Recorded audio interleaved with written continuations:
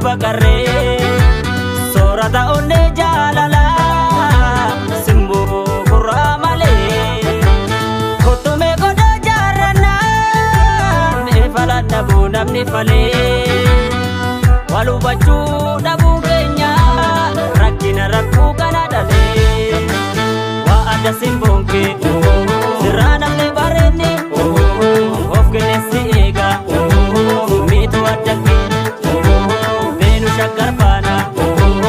eeggala goddeessa anna beekaa roobu akkamiin tarchiisa